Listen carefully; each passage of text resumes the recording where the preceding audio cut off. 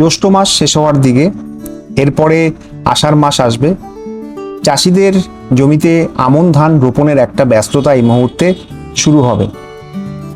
যারা যারা আমন ধান বুনবেন, কোন জমিতে বুনবেন, অর্থাৎ নিচু জমিতে বুনলে কোন ধানটি ভালো হবে, সেরা হবে এবং বাজার দর ভালো পাবেন, সময় কম লাগবে।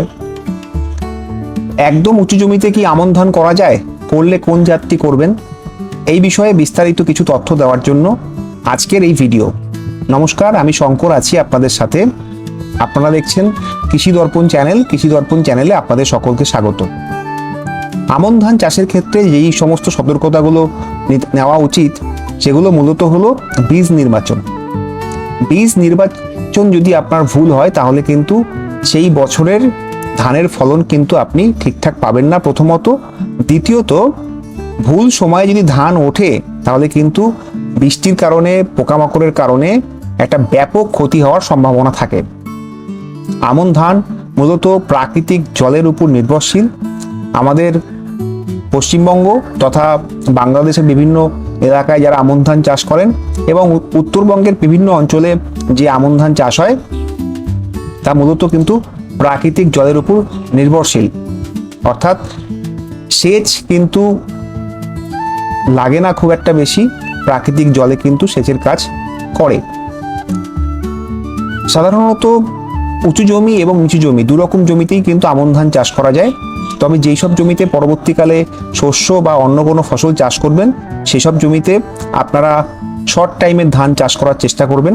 অর্থাৎ যেগুলোর ডিউরেশন, অর্থাৎ সময়কাল 110 থেকে 130 দিনের মধ্যে। আর যেই জমিগুলোতে শস্য হওয়ার সম্ভাবনা হয়তো বা থাকবে না, পরবর্তীকালে আবার ধান করতে হবে, সেই জমিতে কিন্তু আপনারা দীর্ঘকালীন যে ধানগুলো হয় সেগুলো চাষ করবেন। আমি মূলত আজকে 4টি ধানের জাত নিয়ে কথা বলবো। একটি হলো, প্রথমেই বলবো মিনিকেট, যেটা শতাব্দী মিনিকেট, এটার 4786 সিরিয়াল নাম্বার।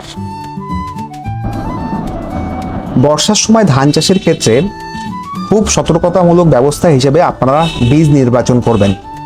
কারণ বীজ নির্বাচন যদি ভালো না হয়, তবে কিন্তু আপনারা সেই সিজনে ভালো ফলাফল তো পাবেনই না, উল্টো ক্ষতি হওয়ার সম্ভাবনা কিন্তু অনেক বেশি থাকে।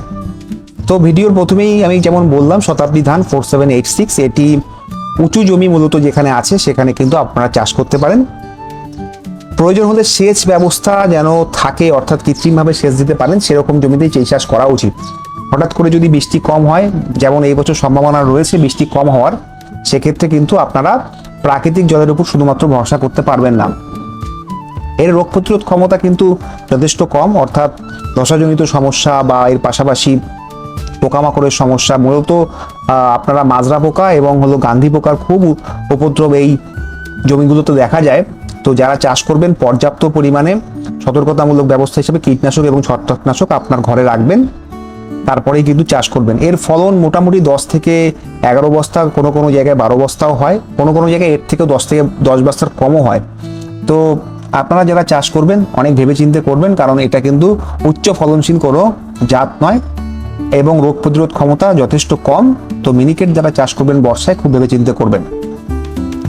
এর পাশাপাশি আমি আসবো, এই সময়ে মিনিকেটের পাশাপাশি আপনারা ওই জমিগুলোতে, অর্থাৎ উঁচু জমিতে আপনারা ললাট বলে একটি ধান পাওয়া যায়, ওটা আপনারা চাষ করতে পারেন। এর রোগ প্রতিরোধ ক্ষমতা যথেষ্ট বেশি এবং উচ্চ ফলনশীল। এবং এই যে ধানটি আছে, এই ধানটি কিন্তু বর্ষার মূলত প্রাকৃতিক জলে চাষ করা যায়। মিনিকেটের মতো অতটা জলের প্রয়োজন হয় না। তো আপনারা যারা উঁচু জমিতে চাষ করছেন, তারা কিন্তু এই ব্যাপারটা একবার বিচার করে দেখতে পারেন। এরপরে আমি আসি দীর্ঘমেয়াদী ধান, অর্থাৎ 140 থেকে 160 দিনের মধ্যে এই ধানগুলো ওঠে। মূলত উচ্চ ফলনশীল ধানের ক্ষেত্রে আপনারা স্বর্ণ আপনাদের জমিতে চাষ করতে পারেন। মূলত নিচু জমিতে এই ধানটি চাষ হয়, এর ফলন কিন্তু খুব ভালো, রোগ প্রতিরোধ ক্ষমতা মাঝারি। যদি আপনারা স্বর্ণ ধান চাষ করেন, সেক্ষেত্রে ফলন তো বেশি হবে ঠিকই, এর পাশাপাশি কিন্তু ধসা, পচা বা পোকামাকড়ের সমস্যাগুলো যথেষ্ট বেশি। সেক্ষেত্রে কিন্তু আপনারা যেই জমিতে পোকা নিয়ন্ত্রণ করা খুব একটা সহজ নয়, কঠিন, সেখানে কিন্তু এই ধরনের ধান চাষ না করাই ভালো। এটা মোটামুটি 140 থেকে 150 দিনের একটি ধান এবং এর বাজারে কিন্তু একটা ভালো চাহিদা আছে এবং দামও বেশ ভালো থাকে। তো আপনারা এটা বুঝে, জমির চরিত্র বুঝে আপনারা কিন্তু চাষ করতে পারেন। উচ্চ ফলনশীল ধানের পাশাপাশি আমি এবার দীর্ঘমেয়াদী একটা ধানের কথা বলছি, সেটা হলো প্রতীক্ষা ধান। এটাও খুব জনপ্রিয় একটি ধান আমাদের পশ্চিমবঙ্গের কৃষকদের মধ্যে। যেটার মূল বৈশিষ্ট্য, এটা কিন্তু সহজে ধানের গায়ের থেকে অর্থাৎ ধানের গাছ থেকে ঝরে পড়ে না, এবং এর রোগ প্রতিরোধ ক্ষমতা কিন্তু যথেষ্ট পরিমাণে বেশি। তবে রোগ প্রতিরোধ ক্ষমতা বেশি হলেও একে কিন্তু মাঝে মধ্যে স্প্রে করতে হয়, অর্থাৎ ছত্রাকনাশক কীটনাশক কিন্তু স্প্রে করতে হয়। একদম কীটনাশক বা ছত্রাকনাশক স্প্রে করে হয়তো আপনি এই সময় আমন ধান সেরকম ভালো হওয়াতে পারবেন না। তো আপনারা কিন্তু এই সময় ছত্রাকনাশক এবং কীটনাশক কিন্তু অবশ্যই স্প্রে করবেন। তবে একটি বিষয় সেটা হলো এই ধানের ক্ষেত্রে জলের ব্যবহার কিন্তু অনেক কম লাগে, অর্থাৎ কম প্রয়োজন হয় জলের। সেক্ষেত্রে যদি 2-4 দিন বা 5 দিন পরেও বৃষ্টি হয় বা যদি মনে প্রয়োজন হয় সেচ দেন, সেক্ষেত্রে কিন্তু আপনারা সেইভাবে ওই ধানটা কিন্তু চাষ করতে পারেন। তবে এর ফলন কিন্তু স্বর্ণের মতো নয়, মোটামুটি একটা ভালো ফলন বলতে 10 থেকে 11 বস্তা। তবে আপনারা কিন্তু নিচু জমির ক্ষেত্রে কিন্তু এটাও চাষ করতে পারেন। যাদের গরুর বিচুলির প্রয়োজন আছে তারা কিন্তু এই ধানটা করতে পারেন, কারণ এর বিচুলি কিন্তু বেশ ভালো হয়। এবং কার্তিক মাসে বা অগ্রহায়ণ মাসে যাদের ধান ওঠে তারা কিন্তু পুরোপুরি বিচুলিটা গরুর কাজে কিন্তু বা বিচুলি হিসেবে কিন্তু গোখাদ্য হিসেবে কিন্তু ব্যবহার করতে পারেন। আমার ভিডিও যদি আপনাদের ভালো লাগে তবে আমার চ্যানেলটি লাইক এবং সাবস্ক্রাইব করে রাখতে পারেন। ধান সম্বন্ধিত বিভিন্ন রকমের ভিডিও আমি আমার চ্যানেলে নিয়ে আসবো, আমন ধান সম্পর্কিত ভিডিও। আপনাদের যদি প্রয়োজন হয় বা মনে হয় যে না আপনাদের এটা দরকার, সেক্ষেত্রে আমার চ্যানেলে সাবস্ক্রাইব করে রাখবেন, নোটিফিকেশন বেলটা ক্লিক করে রাখবেন, সেক্ষেত্রে আপনারা সবার আগে ভিডিওগুলো দেখতে পাবেন। ধন্যবাদ, সকলে ভালো থাকবেন, সুস্থ থাকবেন।